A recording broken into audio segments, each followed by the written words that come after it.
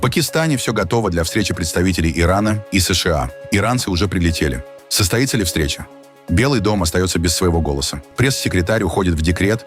Иран готов снова воевать. На местном телевидении даже рассказали о будущих целях атак. Хексет зовет Европу конкретно вмешаться в дела в Ормузском проливе, а не просто разговаривать об этом. На Кипре завершился саммит ЕС. О чем договорились? Россия будет защищать Кубу от нападок США, так сказала Захарова. Литва построит военный полигон рядом с Россией и Беларусью. А теперь об этом подробно и по делу. Это один день. Подпишитесь, поставьте лайк этому видео и оставьте свой комментарий. Заранее спасибо и начинаем.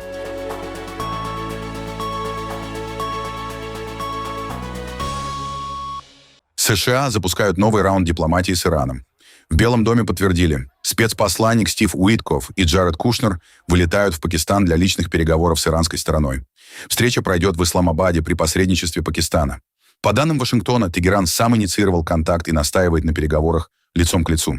Это происходит на фоне продленного перемирия и попыток снизить напряженность после недавней эскалации. В США подчеркивают, готовы дать дипломатии шанс, несмотря на жесткую риторику последних недель. В Исламабад уже прибыл глава МИД Ирана Аббас Аракчи. Он обсуждает возможный перезапуск переговорного процесса. Самолет приземлился на базе Нурхан под Исламабадом. Министра встретили высокопоставленные пакистанские чиновники. Визит проходит в рамках турне. Далее у Аракчи запланированы Оман и Россия. Отправляюсь в своевременное турне в Исламабад, Маскат и Москву. Цель моих визитов – тесно координироваться с нашими партнерами по двусторонним вопросам и консультироваться по региональным событиям. Наши соседи – наш приоритет. В Белом доме рассчитывают, встреча может стать первым шагом к деэскалации, если стороны смогут договориться. Смотрите, как вы знаете, и я говорила об этом ранее на этой неделе, президент проявил гибкость, предоставив продление режима прекращения огня. На протяжении всего этого времени президент принял решение направить специального посланника Уиткофа и Джареда Кушнера обратно в Исламабад. Иранцы хотят разговаривать. Они хотят разговаривать лично. И поэтому президент, как я уже много-много раз говорила вам всем, всегда готов дать шанс дипломатии. Таким образом, Стив и Джаред отправятся в Пакистан завтра, чтобы выслушать иранскую сторону. Мы надеемся, что будет достигнут прогресс и что из этой встречи появятся позитивные результаты. Голос Белого дома временно замолкает. Пресс-секретарь Кэролайн Левит объявила, уходит в декрет, ведь она буквально на сносях. На этих кадрах последний брифинг и короткое прощание с журналистами, с намеком, пауза будет недолгой. Левит – одна из ключевых фигур публичной линии Трампа в последние месяцы. Ее уход, пусть и временный, происходит в момент, когда США одновременно ведут переговоры с Ираном и держат жесткую линию на Ближнем Востоке. Левит, 28 лет, она объявила после Рождества, что ждет девочку, своего второго ребенка, который должен появиться в мае. Это, вероятно, будет мой последний брифинг на некоторое время. Как вы видите, я готова родить в любую минуту. Поэтому скоро увижу вас, ребята. Я знаю, что вы будете в очень хороших руках с моей командой здесь, в Белом доме, и знаю, что у всех вас есть личный номер президента. Дональд Трамп не спешит комментировать события. Журналисты предполагают, что президент Штатов ждет новостей. Трамп покинул столицу и улетел во Флориду на выходные. Президент прибыл в Палм-Бич, где проходит закрытый ретрит республиканской партии. Это одна из ключевых площадок для стратегических обсуждений внутри партии, без камер и официальных заявлений. Параллельно у Трампа запланировано публичное выступление. Он примет участие в крупной криптоконференции. Государственное телевидение Ирана опубликовало список энергетических объектов, которые, по его словам, будут атакованы, когда война возобновится. Это объекты Расгаз и Раслафан по производству сжиженного природного газа в Катаре, острова Дас и Зирку в ОАЭ, крупные офшорные нефтегазовые узлы. Объекты Абкайк, Сафания и Хурайс в Саудовской Аравии, нефтяное месторождение Бурган в Кувейте. Этот список действительно распространялся иранскими СМИ как возможные цели в случае срыва перемирия и возобновления войны. Речь идет о критической энергетической инфраструктуре Персидского залива. Подобные угрозы уже звучали ранее.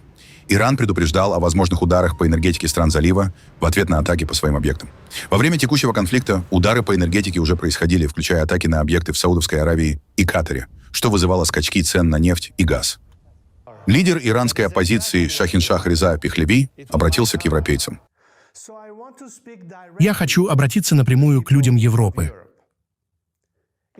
За последние 2 недели у меня было 2 пресс-конференции. Одна в Стокгольме и одна вчера в Берлине. Более 150 журналистов присутствовали. Мы провели вместе более 2 часов.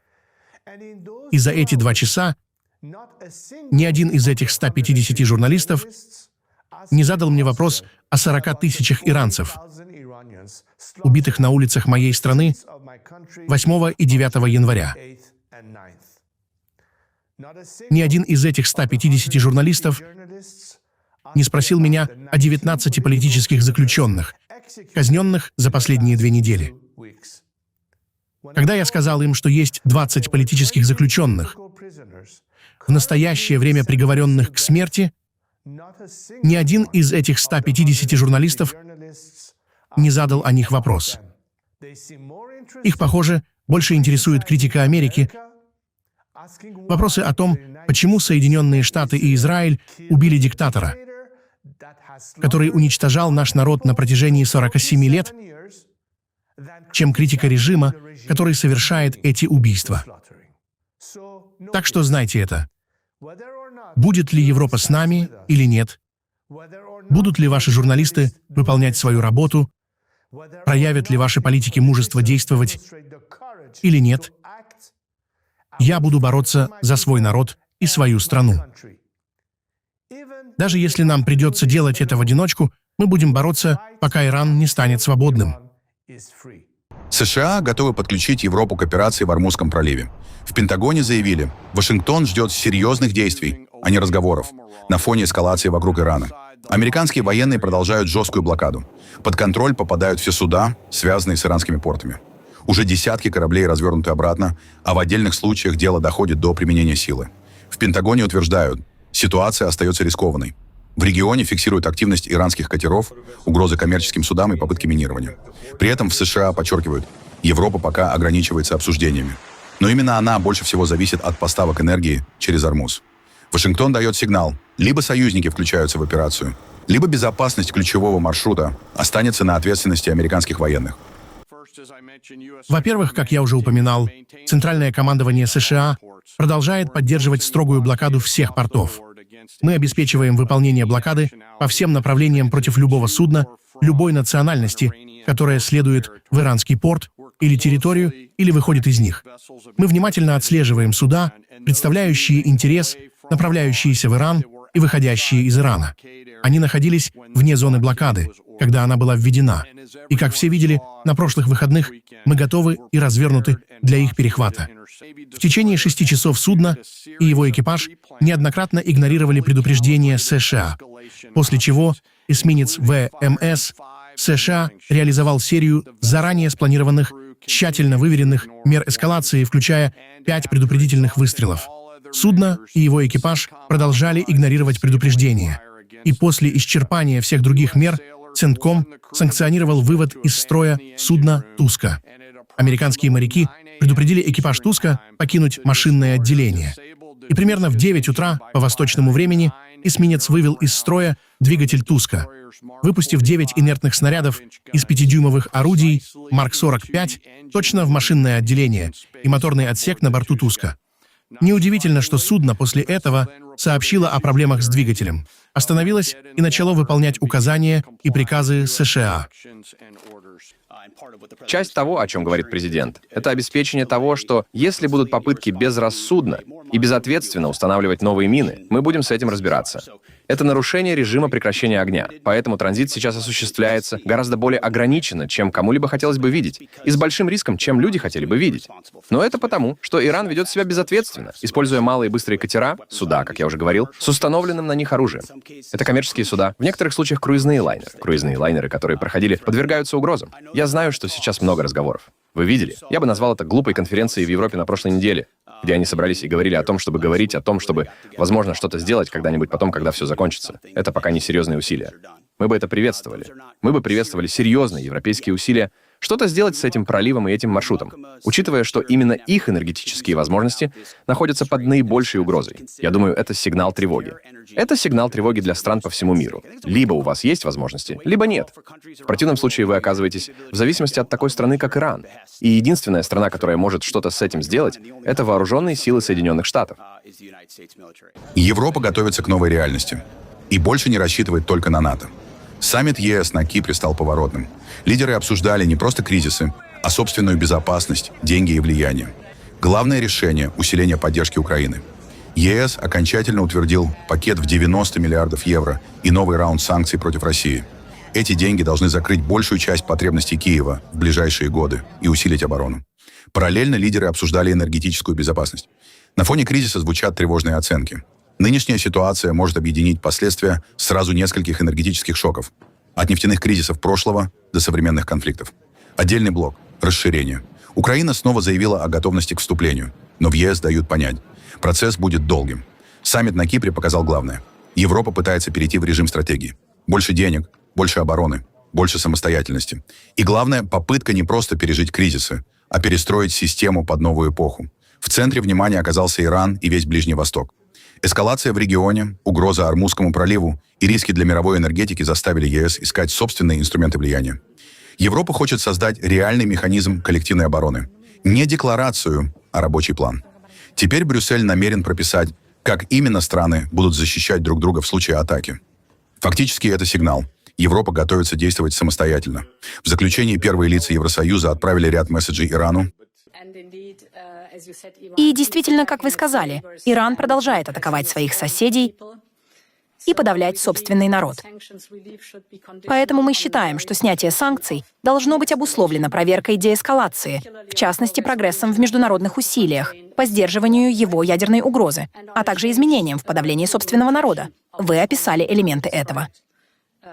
И именно по этой причине мы изначально приняли санкционный режим. Поведение режима мы не должны забывать. 17 тысяч молодых людей были убиты в первый месяц этого года. Поэтому причина этого должна быть устранена, прежде чем мы сможем говорить о снятии санкций. Я полностью согласен. Сейчас слишком рано. У нас нет хорошего опыта с Ираном. Я помню прошлое лето, за несколько дней до автоматического восстановления санкций, я встречался с президентом Пезешкианом в Нью-Йорке, и мы до последней минуты пытались избежать восстановления санкций. Но, к сожалению, Иран не выполнил то, что должен был выполнить, чтобы убедить международное сообщество в том, что он никогда не будет иметь ядерного оружия.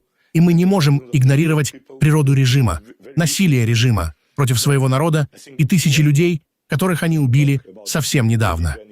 Поэтому, я думаю, слишком рано говорить о смягчении любых санкций. Но, конечно, мы хотим, чтобы прекращение огня сохранялось, и чтобы оставалось пространство для дипломатии, и чтобы через дипломатию решать ключевые вопросы. Европа готова пойти на уступки Ирану, но только в обмен на большую сделку. На саммите стран Евросоюза на Кипре канцлер Германии Фридрих Мерц заявил, ЕС рассматривает постепенное снятие санкций, если переговоры приведут к комплексному соглашению. При этом Брюссель одновременно усиливает давление на Тегеран, обвиняя его в затягивании диалога. Главная цель – добиться прекращения конфликта и стабилизировать ситуацию в регионе. Отдельно обсуждается Ормузский пролив, один из ключевых маршрутов мировой торговли нефтью. В ЕС требуют гарантий свободы судоходства и не исключают участие в миссии по его защите. Но только после завершения войны и при наличии мандата. Среди условий Европы – полный отказ Ирана от ядерной программы и прекращение угроз в адрес Израиля. Параллельно на саммите говорили и об Украине. В ЕС признают, быстрое вступление в Союз невозможно, но готовы запустить отдельную стратегию сближения. Переговоры теперь должны продолжаться. Это то, к чему мы стремимся. Иран тянет время, и поэтому мы должны усилить давление на Иран. Если будет достигнуто всеобъемлющее соглашение, тогда мы также готовы постепенно смягчать санкции. Но мы еще не на этом этапе. Это сейчас во многом зависит от того, как будут развиваться переговоры. Смягчение санкций может быть частью процесса, в котором мы сейчас участвуем таким образом. И никто не возражал против этого. Это также было предложено другими. Это, так сказать, часть того вклада, который мы можем внести, чтобы продвинуть этот процесс и, надеюсь, привести к долгосрочному прекращению огня. Теперь должно быть быстрое, четкое соглашение о свободе судоходства в Ормузском проливе. Во-вторых, нам нужен окончательный конец иранской ядерной программе. И, наконец, в-третьих, Израиль больше не должен находиться под угрозой. Иран должен прекратить угрожать Израилю и своим соседям. Со своей стороны я вновь подтвердил, что мы готовы внести вклад в такой процесс обеспечения безопасности Ормузского пролива при соблюдении 3 условий. Война должна закончиться, должна быть правовая основа и мандат Бундестага. И, наконец, должна быть выстроена продуманная общая политическая и военная стратегия, прежде чем мы сможем пойти на такой шаг. Мы также обсудили процесс подготовки Украины к вступлению. Всем ясно, что немедленное вступление Украины в Европейский Союз, конечно, невозможно. Однако я предложил, чтобы мы сейчас начали процесс внутри Европейского Союза, связанный с предвступительной стратегией для Украины. Европа и Ближний Восток лицом к лицу. В Никосии завершился неформальный саммит ЕС с участием ключевых лидеров региона. За одним столом лидеры Евросоюза, президенты Сирии, Египта, наследный принц Иордании и президент Ливана. Встреча прошла на фоне обострения ситуации вокруг Ирана и общей нестабильности в регионе. Главная тема – как реагировать на кризисы и что делать дальше. Ближний Восток и Европа перед общей угрозой. Главный риск – Ормузский пролив. Его нестабильность уже угрожает глобальной торговле и энергетике. В таких условиях страны региона требуют не просто помощи, а полноценного партнерства с Европой. Ливан делает акцент на восстановлении. От гуманитарной помощи к инвестициям и экономике. Сирия на безопасности и необходимости срочно искать альтернативы ключевым маршрутам. Сигнал жесткий. Кризис больше не локальный. Любое потрясение на Ближнем Востоке автоматически становится проблемой Европы. Стабильность Ливана является неотъемлемой частью стабильности региона. Она не останется ограниченной его границами, а будет иметь последствия для его соседей и партнеров. Мы также подчеркнули важность перехода от управления кризисом к восстановлению через усиление сотрудничества с нашими европейскими партнерами. Не только в гуманитарной помощи, но и в инвестициях, восстановлении и укреплении экономической интеграции в Восточном Средиземноморье. Безопасность европейского континента и стабильность нашего региона представляют собой неделимый геополитический баланс, что обязывает нас действовать в духе равноправного партнерства и коллективной ответственности. Вес этой ответственности особенно очевиден сегодня на фоне серьезных вызовов, которые угрожают безопасности граждан и обществ региона и нарушают глобальную торговлю. Закрытие Ормузского пролива представляет собой значительный риск, ставя перед нами историческую необходимость разработки стратегических альтернатив внутри нашего региона. Президент Украины Владимир Зеленский прибыл в Саудовскую Аравию. Это уже второй визит за последний месяц. На этот раз на фоне войны с Ираном и растущего интереса к украинским военным технологиям на Ближнем Востоке. В центре переговоров – безопасность, энергетика и инфраструктура. Киев пытается укрепить сотрудничество с Эр-Риядом и одновременно продвигает свой боевой опыт и разработки, проверенные на войне. Ожидается встреча с наследным принцем Мухаммедом бин Салманом. Именно с ним ранее уже были достигнуты договоренности по оборонному сотрудничеству. Они могут стать основой для будущих контрактов. В Киеве подчеркивают, параллельно с дипломатией продолжается и финансовая поддержка со стороны Европы. Накануне Украина получила гарантии устойчивости от европейских лидеров. Теперь задача – расширить партнерство за пределами Европы и закрепиться на Ближнем Востоке, как в сфере безопасности, так и в энергетике. Европа должна стать сильнее и быстрее. Эммануэль Макрон в Афинах жестко обозначил курс. Меньше зависимости, больше собственной силы. На встрече с премьером Греции Кириакосом Мицотакисом речь шла о суверенитете Европы. От экономики до обороны. Париж и Афины готовятся обновить соглашение по безопасности на фоне напряженности вокруг Ирана и рисков для судоходства в Ормузском проливе. Макрон прямо заявил, европейская промышленность под давлением Китая, который, по его словам, заливает рынки субсидиями и вытесняет конкурентов. Еще один сигнал, уже в адрес США. Французский президент отметил, в Европе растет сомнение в надежности союзнических обязательств, что ослабляет весь альянс. Ответ – строить собственную систему безопасности. Без НАТО, но рядом с ним. Европа уже действует самостоятельно. От Восточного Средиземноморья до Арктики. В Афинах это прозвучало как новая стратегия. Европа больше не хочет быть зависимой. Ни экономически, ни военным образом. Одна из главных проблем европейской промышленности сегодня и для реализации этой повестки суверенитета или стратегической автономии связана с Китаем. У Китая сегодня избыточные мощности, он чрезмерно субсидирует многие сектора и буквально убивает значительную часть европейской промышленности. И мы явно слишком медленно это осознаем. И в то же время сейчас есть сомнения в статье 5, не поднятой европейцами, а президентом США, и это, я имею в виду, фактически ослабляет силу Альянса. И то, что мы готовы делать в Тбилиси, в арктическом регионе, в отношении России по некоторым вопросам безопасности, по Украине, с коалицией желающих, в Восточном Средиземноморье с нашими совместными операциями в Ормузском проливе, это не операции НАТО. Это европейцы, работающие вместе и создающие общие решения в области безопасности. Поэтому я действительно считаю, что мы создаем европейский столб НАТО, а также европейскую способность в сфере обороны и безопасности. Я думаю, что пересбалансировка отношений с США неизбежно станет результатом более сильной Европы. В противном случае эти отношения будут перекошены, и нас в итоге будут подталкивать, не давая нам возможности утверждать и защищать собственные позиции. Россия заявила о полной поддержке Кубы на фоне обострения их отношений с США. В Москве обвинили Вашингтон в давлении и попытке вмешательства во внутренние дела острова. В МИД России подчеркнули, Москва продолжит оказывать Гаване гуманитарную помощь и наращивать поддержку в условиях растущей конфронтации. Отношения между Россией и Кубой остаются стратегическими, еще со времен Холодной войны. В последние годы Москва вновь активно помогает острову финансами, поставками и топливом. Так, в марте российский танкер доставил на Кубу около 700 тысяч баррелей нефти, несмотря на ограничения со стороны США. В Вашингтоне тогда заявили, что допустили поставку по гуманитарным причинам. На фоне этого Дональд Трамп ранее делал жесткие заявления в адрес Кубы, включая требования реформ. Москва же прямо дает понять, давление на Гавану она считает недопустимым и готова усиливать поддержку. На фоне целенаправленной и, кстати говоря, злонамеренной эскалации напряженности в отношении Кубы мы подтверждаем свою солидарность с правительством и, конечно, с братским народом Кубы. Позиция нашей страны хорошо известна. Мы категорически отвергаем шантаж, угрозы как метод внешней политики. Это в полной мере относится и к нынешнему демонстративному, агрессивному давлению Вашингтона на Гавану с очевидной целью грубого вмешательства во внутренние дела острова Свободы и слома кубинской государственности. Мы будем продолжать оказывать кубинским друзьям гуманитарную помощь в этот непростой период. И в условиях искусственно нагнетаемой атмосферы конфронтации Россия подтверждает свою солидарность с правительством, как я уже сказала, и братским народом Кубы. Мы политически и гуманитарно делаем все для того, чтобы поддержать страну, которая более чем, наверное, кто-либо заслуживает вообще общемировой поддержки. Поэтому мы со своей стороны все это делаем.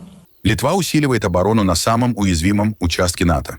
Сейм одобрил строительство нового военного полигона в Сувалском коридоре, узкой полосе между Калининградом и Беларусью. Площадь более 14 тысяч гектаров. Стоимость проекта около 100 миллионов евро. Уже с 2028 года там планируют проводить масштабные учения. До 4000 военных одновременно. Этот участок стратегический, менее 100 километров, но именно он соединяет страны Балтии с остальной территорией Евросоюза. В НАТО давно считают, в случае конфликта это одно из самых уязвимых мест. В Вильнюсе прямо говорят, инфраструктуру армии нужно расширять, чтобы повысить боеготовность и укрепить восточный фланг Альянса. При этом внутри страны решение вызвало протесты. Местные жители выступили против строительства полигона. Власти уже провели переговоры и ищут компромисс. Но курс понятен. Регион готовят к возможным сценариям и усиливают оборону там, где риск считается максимальным. Российские войска вновь обстреляли украинские города. Под ударом оказалась и Одесса. Накануне ночью российские дроны атаковали жилые кварталы города. Погибла пожилая супружеская пара. Обоим было по 75 лет. По данным властей, разрушены и повреждены несколько жилых домов. Один из ударов пришелся прямо по двухэтажному зданию. Там и нашли погибших. В соседних домах выбиты окна, обрушены крыши, вспыхнули пожары. Пострадали более 10 человек. Часть раненых госпитализированы, остальные получили помощь на месте. Люди выбрались из-под завалов, пытаются спасти хоть что-то из уцелевших вещей. Улицы завалены обломками, личными вещами, стеклом. Это еще одна ночь, которая для Одессы закончилась разрушениями, страхом и потерями среди мирных жителей. Услышали, вот летит ракета или кто это, я не знаю. Вот слышу, летит. И как бахнул, и все. Очень жалко соседей, у которых прям прямой прилет. А мы буквально там, 30-40 метров от них. То есть, если бы, не дай бог, так, то даже не знаю, что было бы у нас. Документы, кошечка наша самая главная, из вещей. Документы.